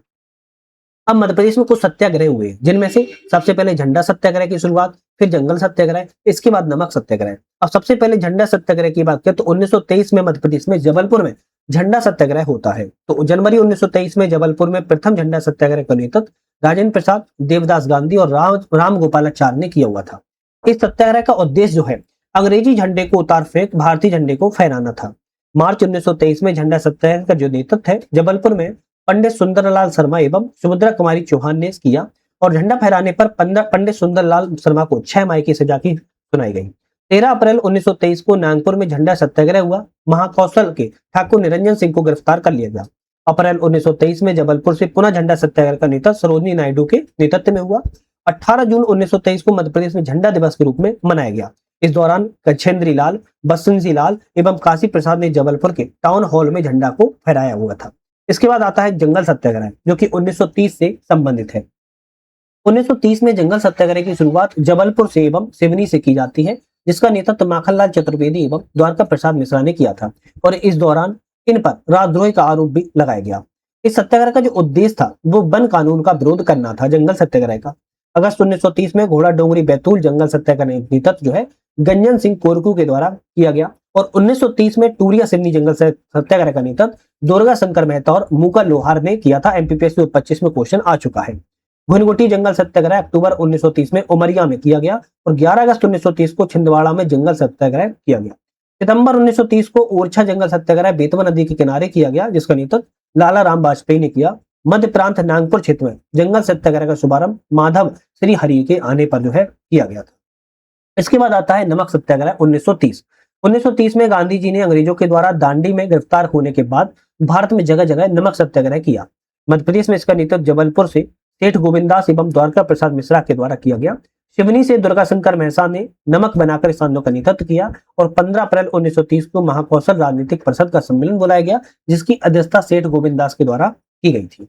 अब आता है आपकी चंद्रशेखर आजाद। प्रमुख व्यक्ति है इतिहास में चंद्रशेखर आजाद, पंडित जी के नाम से मशहूर है और इनका पूरा नाम चंद्रशेखर सीताराम तिवारी था। इनका जन्म 1906 में भावरा अलीराजपुर जिले में हुआ था। 27 फरवरी 1931 को अल्फ्रेड पार्क, उस समय इलाहाबाद के नाम से प्रसिद्ध था, कहा जाता था, वर्तमान में प्रयागराज में है। 2019 में अल्फ्रेड पार्क का नाम बदलकर चंद्रशेखर पार्क जो है नाम रख दिया गया है। प्रचलित नाम की बात की है। चंद्रशेखर आजाद दूसरे क्रांतिकारियों को प्रशिक्षण देने के लिए पंडित हरिशंकर ब्रह्मचारी के नाम से बच्चों को पढ़ाने के लिए काम भी करते थे। वह धीमारपुर गांव निमाड़ी जिले में अपने इसी नाम से स्थानीय लोगों के बीच बहुत ज्यादा लोकप्रिय जो है हो गए थे। इसके बाद अगर बात की जाए तो हम यहाँ चंद्रशेखर आजाद के बाद तो मध्य प्रदेश में कुछ आंदोलन की घटनाएं हैं। अब एक एक करके बात कर लेते हैं। एक बार जोरदार तरीके से चैनल पे नए हो सब्सक्राइब लाइक शेयर करके बेल आइकन प्रेस कर लीजिएगा, जिससे मुझे मोटिवेशन मिलेगा, अच्छा लगेगा। साथ में हमारा ऐप भी आ चुका है जिसका नाम बात किया तो यूपीएससी नट नाम है, और इस ऐप को डिस्क्रिप्शन में लिंक भी दे दिया है, वहां से भी डाउनलोड कर सकते हो, प्ले स्टोर पर सर्च करके भी डाउनलोड कर सकते हो। मल्टीपल कोर्सेज चल रहे हैं, इन कोर्सेजों को आप जो है ज्वाइन कर सकते हो। ज्वाइन करने से आपको वहां पर टेस्ट सीरीज कोर्सेज बहुत सारी वीडियो पीडीएफ मिल जाती है। आप जाके ऐप पर चेकआउट जरूर कर लीजिएगा। कोई परेशानी आए, कोई प्रॉब्लम आए, आप मुझे कॉन्टेक्ट भी कर सकते हैं। मध्य प्रदेश में कुछ आंदोलन घटनाओं की बात किया तो कसाई खाना आंदोलन जो कि 1920-21 के दरमियान हुआ था, इस आंदोलन की अगुवाई अब्दुल गनी खान के द्वारा की गई थी और माखनलाल चतुर्वेदी ने की थी। इसे रातौना सत्याग्रह सागर भी कहा जाता है। British company central and trading Sagar के रतौना नामक स्थान पर कसाई खाना स्थापित करना चाहती थी। गौवध के विरोध में इस आंदोलन को माखनलाल चतुर्वेदी ने करमवीर समाचार पत्र के द्वारा प्रारंभ किया था। इसके बाद स्त्री सेवा दल 1931 में हुआ। स्वामी ज्ञानानंद ने नेतृत्व में रतलाम कांग्रेस समिति 1920 के तहत 1931 में स्त्री सेवा दल की स्थापना रतलाम जिले में की गई। इसका उद्देश्य स्वतंत्रता की मांग के साथ साथ समाज सेवा भी करना था। इसके बाद चरण पादुका कांड 1931 में हुआ था, इंपोर्टेंट है। 14 जनवरी 1931 को हुआ। छतरपुर जिले के चरण पादुका नामक स्थान पर कर्नल फेसर ने स्वतंत्रता सेनानियों पर गोलियां चलवा दी थी। 21 लोगों की यहाँ पर मृत्यु हो गई थी और इस घटना को मध्य प्रदेश का जलियांवाला बाग हत्याकांड कहा जाता है। इसमें स्वतंत्रता सेनानी सेठ सुंदरलाल, धर्मदास, चिरकू, हल्के कुर्मी, रामलाल कुर्मी और रघुराज सिंह शहीद हो गए थे। इसके बाद पंजाब मेल कांड 1931 में 24 जुलाई 1931 को हुआ था। खंडवा रेलवे स्टेशन से जा रही पंजाब मेल ट्रेन पे यशवंत सिंह, देव नारायण तिवारी, दलपत राव ने हथियार ले जा रहे अंग्रेज मेजर जी.आर. टेक्स्ट की हत्या कर दी थी और इस घटना को पंजाब मेल हत्याकांड कहा गया। इसके बाद यशवंत सिंह, देव नारायण तिवारी को फांसी की सजा दे दी गई। दलपत राव को काला पानी की सजा देकर अंडमान निकोबार भेज दिया गया। प्रजामंडल की स्थापना 1934 में की गई। शराबबंदी, हर जन द्वार, विदेशी वस्तुओं के बहिष्कार करने के उद्देश्य से प्रजामंडल की स्थापना जो है की गई और 1939 में प्रजामंडल के लिए चुनाव भी कराए गए थे। झाबुआ प्रजामंडल 1934 में, इंदौर प्रजामंडल 1935 में, भोपाल प्रजामंडल 1938 में, सीहोर प्रजामंडल 1938 में, दतिया प्रजामंडल 1938 में, ओरछा प्रजामंडल 1939 में। ठीक है, ये कुछ आपके फैक्ट हैं जो इनको याद कर लो। अंजुमन खुंदाम ए वतन 1934 में समाज सेवा के उद्देश्य से मौलाना तरजी खां एवं साकिर अली खान ने भोपाल में अंजुमन खुद्दाम ए वतन की स्थापना 1934 में की। भोपाल राज्य हिंदू सभा की स्थापना 1934 में मास्टर लाल सिंह ठाकर, जमुना प्रसाद मोरखरिया, पंडित उद्राव मेहता के सहयोग से भोपाल राज्य हिंदू सभा की स्थापना 1934 में की गई। इसी तरह प्रजा परिषद की स्थापना 1935 में किसानों मजदूरों को संगठित करने के उद्देश्य से रतलाम में 1935 में प्रजा परिषद की स्थापना 1935 में की गई थी। इसके बाद सोहाबल नरसंहार 1938 में हुआ था। सतना जिले के सोहाबल माझन गांव में 10 जुलाई 1938 को यह घटना घटित की गई। ब्रिटिश सैनिकों के द्वारा लाल बुद्ध प्रताप सिंह के नेतृत्व में आम सभा पर यहाँ पर अंधाधुंध गोलियां चलवा दी गई थी और इस घटना में लाल बुद्ध प्रताप सिंह, मधीर पांडे, राम श्रेय गौतम की मृत्यु हुई थी और इस घटना को महाजन गोली कांड के नाम से जाना जाता है। त्रिपुरी अधिवेशन 1939 से संबंधित है। सुभाष चंद्र बोस की अध्यक्षता में त्रिपुरी में मध्य प्रदेश में एकमात्र कांग्रेस अधिवेशन आयोजित किया गया था। यह अधिवेशन जबलपुर के तिलवारा घाट 29 जनवरी 1939 को हुआ। गांधी जी ने इस अधिवेशन की अध्यक्षता पट्टाभी सीतारामैया का समर्थन किया था। अधिवेशन की अध्यक्षता पहले सुभाष चंद्र बोस ने की, लेकिन पद से इस्तीफा देने के बाद वोटिंग पत्र में तो हार गए थे, लेकिन मतभेद होने के कारण सुभाष चंद्र बोस ने अध्यक्ष पद से इस्तीफा दे दिया। तत्पश्चात क्या हुआ कि राजेंद्र प्रसाद ने यहाँ अध्यक्ष के रूप में जो है नियुक्त किए गए थे। इसके बाद थाना लोहारी गोलीकांड 1939 से संबंधित है। 8 फरवरी 1939 को स्वतंत्रता संग्राम सेनानी लाला राम वाजपेयी ने ब्रिटिश सरकार एवं ओरछा रियासत को चुनौती देकर कहा कि वह थाना लोहारी निवाड़ी में जाकर सत्याग्रही साथियों का साथ तिरंगा फहराएंगे। इसकी चुनौती के बाद ब्रिटिश फौज एवं रियासत पुलिस के बीच में पहुंच गई और फायरिंग जो है कर दी, जिसमें 24 लोग मारे गए। इस घटना को निवाड़ी जिले की थाना लोहारी कांड के नाम से जाना जाता है। इसके बाद आता है सराफा हत्याकांड। सराफा कांड 1942 में हुआ। 6 सितंबर 1942 को इंदौर में स्वतंत्रता की मांग कर रहे लोगों पर पुलिस ने लाठीचार्ज किया और गोलियां बरसा दी और इस चार्ज में मंगललाल ओसवाल मारे गए, जिसके विरोध में जनता ने सराफा सत्याग्रह कर दिया। सराफा सत्याग्रह को हनुमान सत्याग्रह के नाम से भी जाना जाता है, जिसका नेतृत्व पुरुषोत्तम विजय ने किया हुआ था। गोवा मुक्ति संग्राम 1946 में हुआ। डॉक्टर राम मनोहर लोहिया ने 18 जून 1946 को गोवा मुक्ति संग्राम प्रारंभ किया। जबलपुर के समाज सेवी मंजनलाल चौरसिया मध्य प्रदेश शामिल होने वाले प्रथम सत्याग्रही थे। नर्मदापुरम के कयामुल हुसैन मध्य प्रदेश में शामिल होने वाले दूसरे सत्याग्रही थे।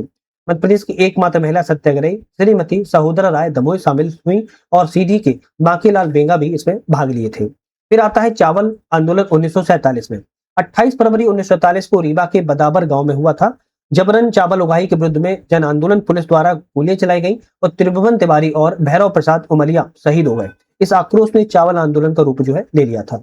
इसके बाद बोरास गांव कांड 1949 आता है। भोपाल रियासत के रायसेन जिले के बोरास गांव में 14 जनवरी 1949 को नवाबी सेना और क्रांतिकारियों के मध्य में संघर्ष हुआ और यह संघर्ष नर्मदा नदी के तट पर तिरंगा फहराना था और इसमें घटना में बैजनाथ गुप्ता, मंगल सिंह, वीर सिंह, छोटे लाल की हत्या नवाबी सेना ने कर दी और इस घटना को भोपाल का जलियांवाला बाग कांड कहा जाता है। समझ सकते हो ये कांड बहुत इंपॉर्टेंट है, एग्जाम में बहुत आते हैं। आधुनिक इतिहास में कुछ योगदान रहे जैसे बात की जाए, अर्जुन लाल सेठी ने इंदौर कर्मभूमि क्षेत्र रहा है। भारतीय राष्ट्रीय कांग्रेस शाखा से प्रथम अध्यक्ष रहे। ठाकुर निरंजन सिंह नरसिंहपुर से संबंधित रहे हैं। नागपुर झंडा सत्याग्रह, भारत छोड़ो आंदोलन भाग लिया। रघुवर प्रसाद दमोह जिले से संबंधित रहे, भारत छोड़ो आंदोलन भाग लिया। गुरुबख्श सिंह ढिल्लन शिवपुरी संबंधित है, आजाद हिंद फौज में संबंध है। मातंड मजूमदार का बुरहानपुर संबंध है, मध्य प्रदेश में गणेश उत्सव प्रारंभ करने का श्रेय दिया जाता है। बालेश्वर दयाल झाबुआ जिले से संबंध है, समाज सेवा के क्षेत्र में योगदान दिया। रघुवंश प्रताप सिंह सतना जिले से संबंध है, सतना में पूर्ण स्वाधीनता दिवस का आयोजन किया। मालिनी सरवटे इंद्र नारायण पौराणिक इंदौर से संबंधित है, भारत छोड़ो आंदोलन में भाग लिया। जोहरी लाल झांझरिया इंदौर से संबंधित है, भारत छोड़ो आंदोलन भाग लिया। शंभुदयाल मिश्रा नर्मदापुरम संबंधित है, भारत छोड़ो आंदोलन इन्होंने भी भाग लिया। सेठ गोविंद दास जबलपुर संबंधित है, नमक सत्याग्रह में भाग लिया। द्वारका प्रसाद मिश्रा जबलपुर संबंधित है, लोकमत समाचार पत्र के संपादक और कृष्णायन के रचयिता रहे हैं। वीर उदय जैन मंडला जिले संबंधित है, भारत छोड़ो आंदोलन में भाग लिया।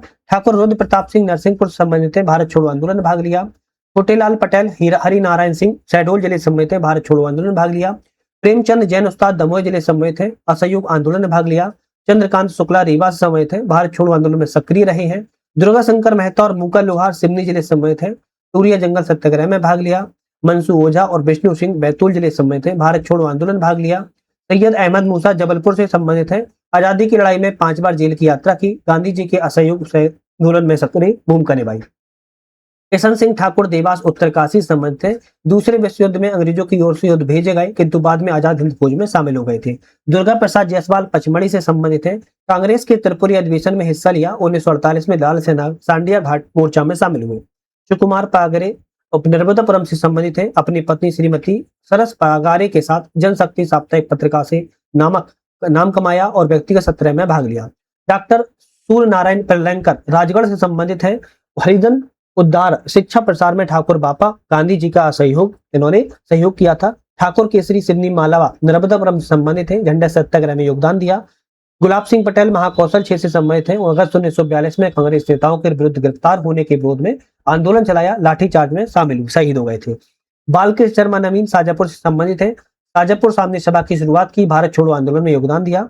मौलवी बरकतुल्लाह भोपाल से संबंधित है, अफगानिस्तान में अंतरिम अस्थायी सरकार में प्रधानमंत्री रहे, जापान में अल इस्लाम समाचार पत्र का प्रकाशन किया। केशव राव सामचंद खांडेलकर सागर से संबंधित है, 1920 में सागर जिले के रतौना सत्याग्रह में उन्होंने जो है भाग लिया था। तो आधुनिक इतिहास में कुछ विशेष योगदान दिया है व्यक्तियों ने, उसके बारे में बात की है। हमारा आता है स्वतंत्रता में महिलाओं का योगदान। 1857 क्रांति महिलाओं की बात की है। ग्वालियर झांसी में रानी लक्ष्मीबाई, झलकारी बाई, रानी तपस्विनी और जूही बंदर। रामगढ़ से रानी अवंतीबाई, गिरधारी बाई। धार जिले से रानी द्रौपदी बाई, गढ़ा मंडला से रानी फूल कुंवर, इंदौर से भीमाबाई। ये सभी ने 1857 की क्रांति में अपना योगदान दिया था। इसके बाद असहयोग आंदोलन में महिलाओं का योगदान। रीवा सतना से तुलसीबाई ने, सतना से वीर कुंवर ने, मेहर से शांतिबाई ने, भोपाल से बाई अम्मन ने, रतलाम से काशी देवी पांचाल ने, रतलाम से चंद्रप्रभा दुबे ने, बुरहानपुर से हसन की बाई रमा ने। तो ये सब आंदोलन आपका असहयोग आंदोलन 1920 के आसपास का अपनी महिलाओं ने योगदान दिया। इसके बाद सविनय अवज्ञा आंदोलन 1930 के आसपास, जैसे रतलाम से दुर्गा देवी निगम ने योगदान दिया, राजगढ़ रामीबाई ने, सतना से शिवराज कुमारी ने, जबलपुर सागर से प्यारीबाई ठाकुर ने, सागर दमोह से सहोदराबाई ने और टूरिया सिवनी से देबूबाई ने, मंडला से मुक्कोबाई ने और बिछिया मंडला से सोनीबाई गोड़े ने। ये योगदान आपका 1930 से संबंधित महिलाओं के द्वारा दिया गया। फिर आता है भारत छोड़ो आंदोलन। जबलपुर से इंदिरा तिवारी ने, छतरपुर से विद्यावती चतुर्वेदी ने, कटनी से सरस्वती देवी ने, नर्मदापुरम से कस्तूरीबाई उपाध्याय ने, बुरहानपुर से जानकीबाई बर्मा ने और सागर से कमलाबाई बड़ोनिया ने। ये योगदान 1942 के आसपास देखने को मिलता है।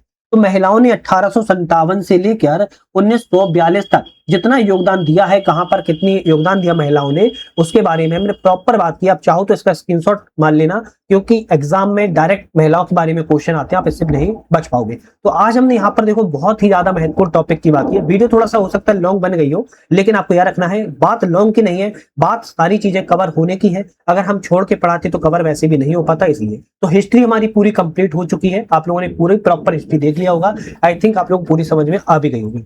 अब जो हम नेक्स्ट चैप्टर हमारे दो बचते हैं, एक तो आपके बचते हैं मध्य प्रदेश में विविध, जिसके बारे में हम बात करेंगे बाद में बात। तो पहले किस चैप्टर की बात करेंगे, अब हम बात करेंगे सबसे पहले मध्य प्रदेश में आपके जनजाति एवं लोक संस्कृति के बारे में, ठीक है। फिर विविध के बारे में बात कर लेंगे। तो ये पूरी बुक आपकी जो है कवर यहाँ पर हो जाएगी। तो नेक्स्ट वीडियो को देखने के लिए चैनल को लाइक शेयर सब्सक्राइब करके बेल आइकन प्रेस कर लीजिए, जिससे कि नई वीडियो आए उसका आपको नोटिफिकेशन वगैरह मिलता रहे। तो आज ही हम करेंगे। वीडियो पे बने रहने के लिए आप सभी का बहुत बहुत धन्यवाद।